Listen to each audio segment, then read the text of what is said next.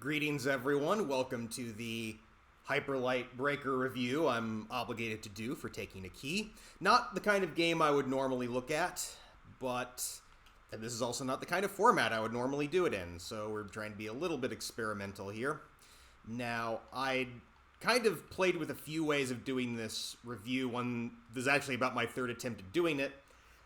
One of the approaches I was going to take was going to be to just do it blind and after doing one run just so I'd know the controls and then bumble through it and fail badly, but I thought displaying some bare minimum of competence seemed like a better idea.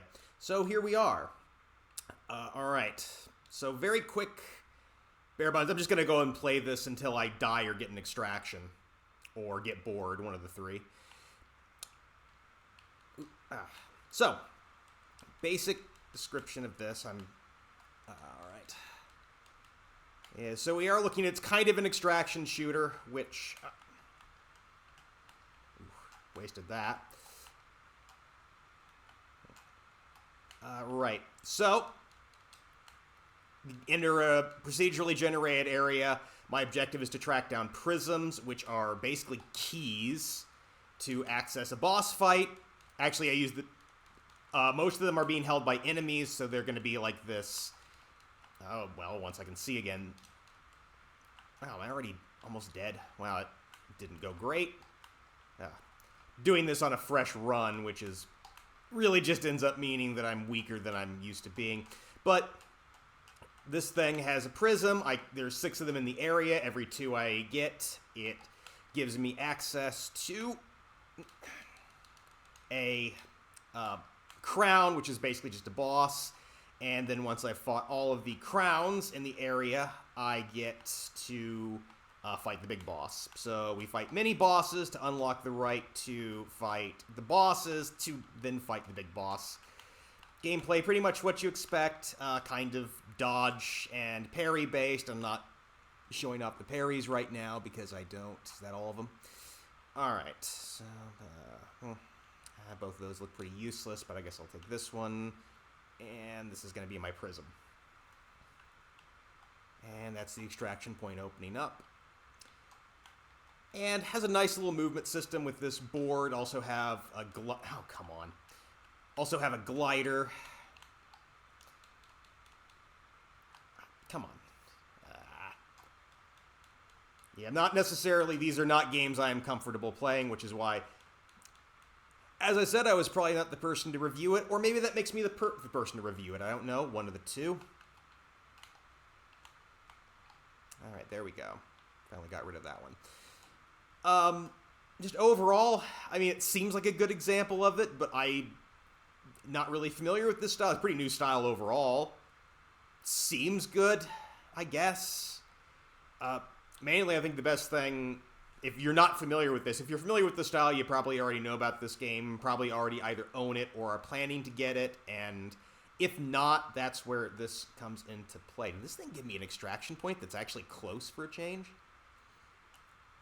Nope, never mind. For a second, I thought the game was going to be nice to me. Right, so, oh, it's all the way over there? Ooh. Okay, so I guess we're going to be riding around for a while. I actually really like the board. It is on a timer, has this little energy timer you can see over my little drone here, but it's pretty generous and it regenerates quickly, and it lets you move fast. The drawback is it is still a procedurally generated world, which means you will get in situations where there's cliffs all over the place. None of this is new by this point, kind of the bare standards of how games like this work, even with it being a fairly new style. You know that roguelike games sometimes screw you over. So the way you generally play through this is because the difficulty is constantly ticking upwards, and so you get as much as you can, and then definitely don't want that. God, I'm getting the worst items. Or at least items that are useless to the build. The build, I talk about this like I know what the hell I'm saying. But yeah, this is probably a good game for someone. Alright. Not for me. This will not be my game of the year. So, start writing your hostile comments right now for the GOTY list.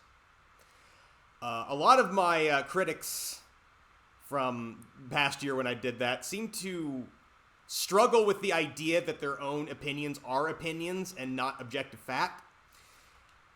A Game of the Year list is subjective. And but the fact that this game is going to be on the list doesn't mean it's bad. It means it's not a game for me. Maybe it's the perfect game for you, and the games that I like are not going to make this. Okay, I'll go ahead and kill these guys because they're easy. Games like this just strike me as tedious. Now, I know that this would probably be, this is co-op. It'd probably be better played co-op, with good friends. Probably also be better if I put more time into it. I put a few hours in, again, just to exercise some basic competence. But it's one of these things where you're upgrading the station back home. Right now, I have very few upgrades put into that, so there's really not much to do. Oh, what's attacking me now? Oh, this guy.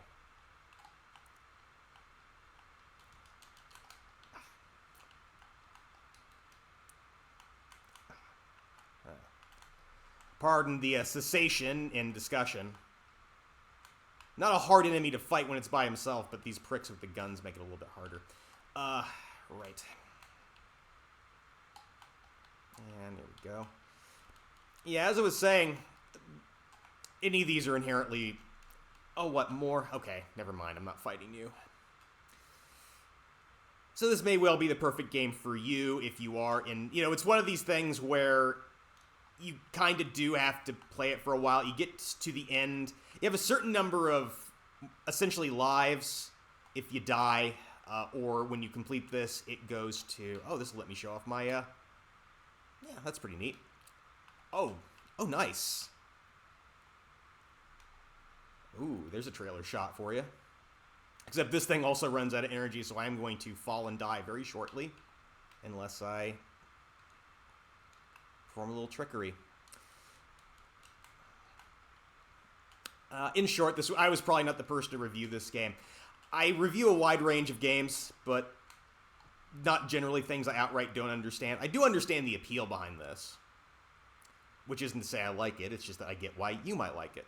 And if you are into a burgeoning subgenre that is still very much being defined, this is probably for you.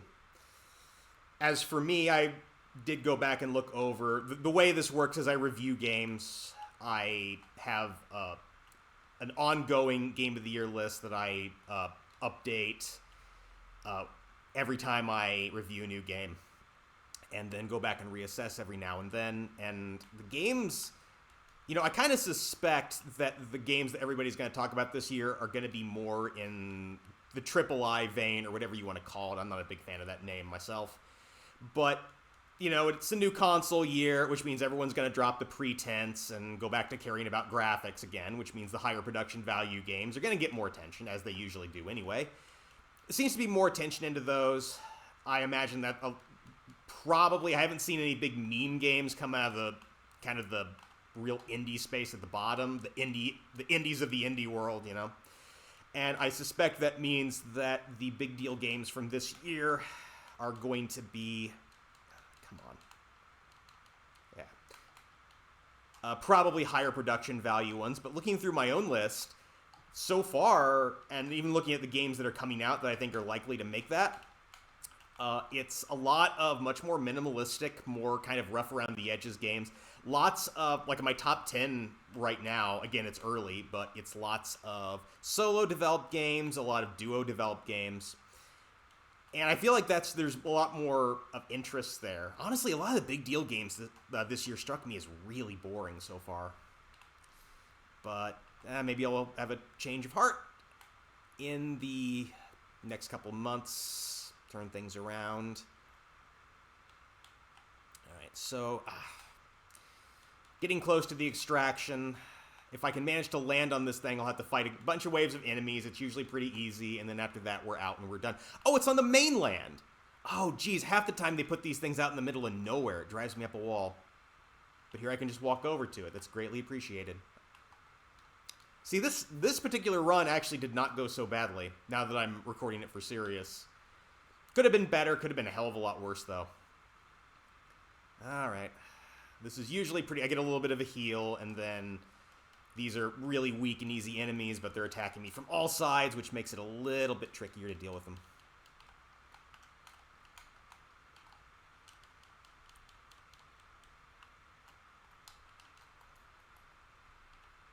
And that was me showing off that I am capable of doing the parry. I just choose not to. Kind of tricky to do it in this game. You're constantly surrounded. And yeah, they have the on-screen indicators, but I do not find them particularly helpful. And this is the, like, mini-boss enemy I have to fight to... Oh, thanks for warning me about the bazooka guy.